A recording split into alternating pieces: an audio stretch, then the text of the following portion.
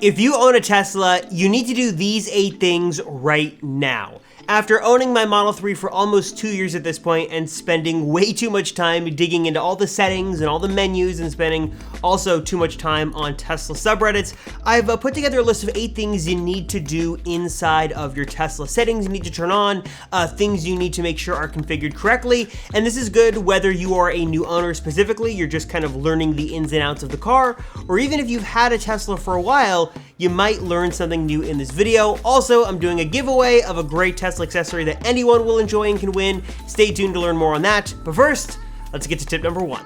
So first things first, this might seem obvious, but I gotta make sure I say it. You wanna make sure you turn on the Sentry mode and Dashcam features and get those configured as soon as possible. Unfortunately, I've heard a lot of horror stories from people who think and kind of wrongly assume that the car is always recording without a drive present in there to record onto. This is not the case, and if you don't have a physical drive connected and configured, and you get into an accident or something happens and you need to get that footage, you're not going to be able to recover it because there's nothing that that drive was recording onto.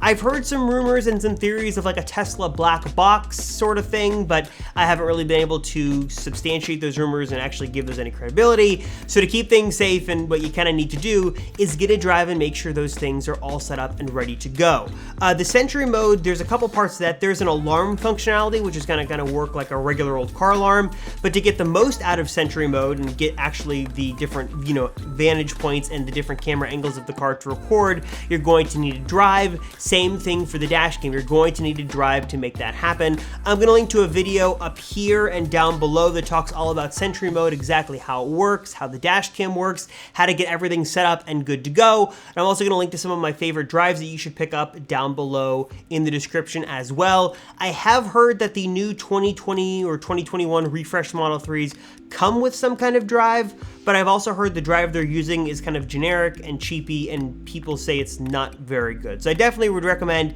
swapping out that drive for something new, or better yet, just to be safe, order a nice new SSD, get it configured, and get it good to go to keep all of that very precious and valuable Sentry mode and dash cam footage safe and secure. Also, a bonus tip, I would make sure you turn on honk to capture. This is a little thing, but I've actually ended up using it quite a bit for good reasons and for bad reasons. Basically what this is going to do is every time you honk the horn when something happens, it's automatically going to save a dash cam clip, which means it's going to save the front view, the back view, and the 2 side views, basically almost a 360-degree view of all the different clips of everything happening around your car when you happen to honk the horn. Again, it's a small thing, but I recommend turning that on, so if you got into a situation where there was a close call or an accident or someone was to get close to you or something was to happen when you need to honk the horn, let's make sure that footage is safe, secure, and automatically recording by turning on honk to capture. Next up, seems kind of obvious, but it's not so obvious. This is something that I have to kind of reiterate over and over again because it is so important to owning a Tesla and kind of an electric vehicle in general, and that is to secure your charging situation, get it all set up, ready to go before you take delivery of your car. Whether you're gonna charge publicly or at work, or you have a charger in your apartment building, or if you're charging at home, make sure you have all that set up and ready to go before you get the car to minimize any hassle and frustration. A couple of apps I recommend, PlugShare, EVgo, ChargePoint. Those are kind of the big 3 to really see what public chargers are available around you. And also a very important one that I want to recommend is kind of a newer one called Optiwatt. This is a web app that is very useful and is going to actually potentially save you quite a bit of money. And if you haven't heard of Optiwatt, it is a 100% free to use service that is basically going to allow you to charge your car at the cheapest rate based off your current energy company. It sounds simple and sounds like something Tesla should be doing first party, but they don't, and that's the beauty of where Optiwatt kind of steps in. It does it for you, it does it intelligently, all that you really having to do anything, and it is 100% free. So head to the link below to sign up for a free account on Optiwatt, and you basically want to give it your location, you want to give it access to your Tesla vehicle through the official Tesla API, it's all very secure, and you give it, who your current utility company is, it's automatically going to pull in the current rates, and it is going to charge your car to your desired level at the cheapest possible time. So it's only going to charge the car when it is the cheapest for you, and make sure you save as much money as possible and spend as little much money as possible when you're actually charging your car. It's going to give you full breakdowns of your energy usage and your consumption. It's automatically going to change the rates based on the time of year. So if it's cheaper to charge at a certain time during the summer, and if that time changes during the winter, Optiwatt is aware of that and making all those calculations for you for free, automatically 100% in the background. And it basically just kind of takes the guesswork out of charging and making sure that you're spending the least amount of money as possible to charge your car at home on your current rate. Super cool. Again, 100% free. It works through the web, so it works on iOS and Android or on your computer. There's a wonderful dashboard to manage everything you need all at your fingertips, and it gives you a crazy amount of control and flexibility and customization, or it keeps it very simple and you just put in the information required and Optiwatt will take care of the rest. Super cool, fantastic website, and I am super happy to learn more about it and kind of share it with you guys and share my usage with you as well as I continue to use it. I'm a huge fan of it. I suggest you check it out. Link down below. Next up, it really wouldn't be a Tesla owner video if I didn't talk a little bit about accessories. I'm not gonna go super overboard in this, but let me tell you the basics that I think have really helped me and you should probably check out for yourself. A good screen protector, one that is matte and anti-glare. That has been very useful for me just to kind of block the reflections from the bright sunlight on my screen and kind of avoiding any kind of glare. That has been super nice. Personally, I'm a fan of the kind of performance foot pedals. It's like 10 bucks and kind of gives you that nice premium look and premium feel of the performance foot pedals without paying the price for a performance Model 3. Center console wrap is kind of a must if you don't have one of the new center consoles in one of the new refreshed Teslas. A wireless charger and a USB hub are also two really important accessories that I recommend everyone have, not only to kind of make your experience more convenient in your car, but also because it's a great way to charge up your different accessories to safely and securely store your Sentry mode drive.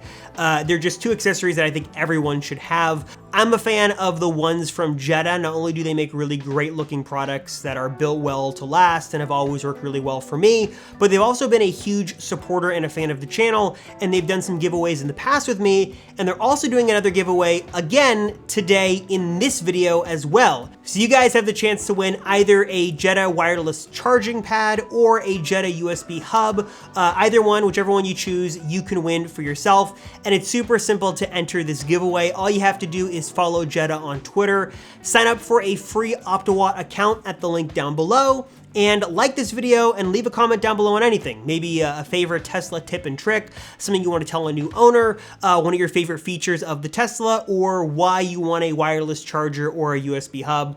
Leave a comment down below. All you got to do, again, follow Jetta, sign up for Optiwatt with the link down below, like this video, leave a comment. 4 simple things, and you can enter to win one of these cool, awesome accessories for yourself. Open to anyone in the US, and this will be open until the date on screen.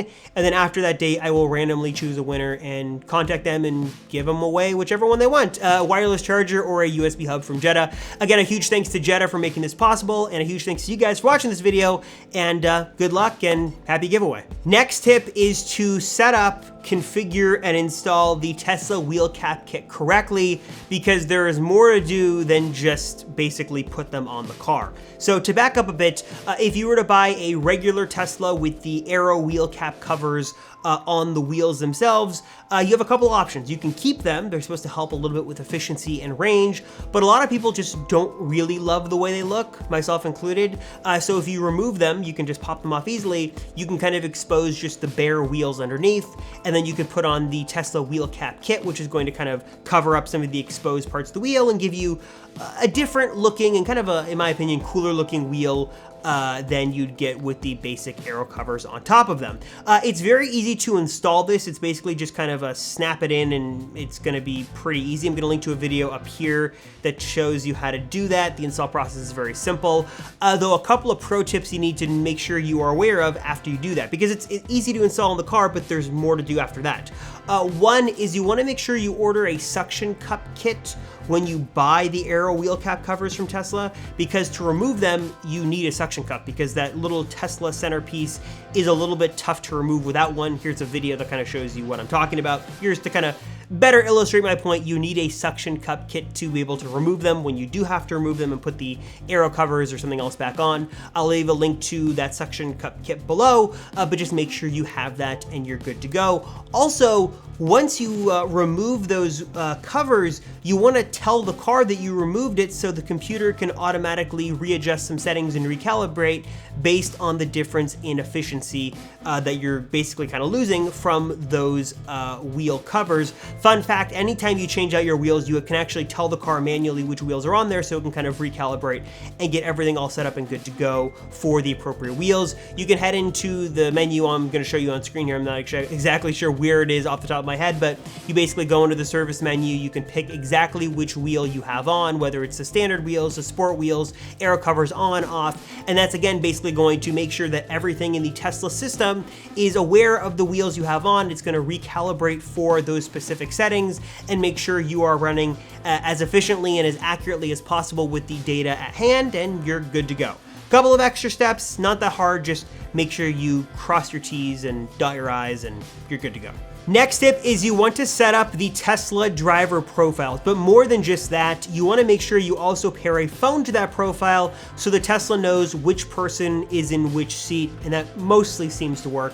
Basically, a driver profile is going to automatically adjust the mirrors, the seat position, the steering wheel, all the different little creature comfort levels like the AC, all tied to a profile of whoever is driving. So I might have a different profile than my wife or someone else who's driving the car. Whenever you get in and you hit that profile button, it's automatically going to change all those settings based on who is driving. It's super cool, but you also want to make sure you pair a phone to that profile, and you can go into the settings here on screen and pair a phone to that profile. So basically when I walk up to the car and I unlock it with my iPhone, the Tesla is going to know, okay, this is this iPhone tied to this account, and it'll automatically get those settings all squared away and set up automatically without having to do anything. This has mostly worked with my experience, though it still needs to get a little bit better and get a little bit more refined. But if you haven't done that yet, set up profiles. They're amazing. It's a very convenient way to really get in and start driving, and another nice little creature comfort that you should definitely take advantage of.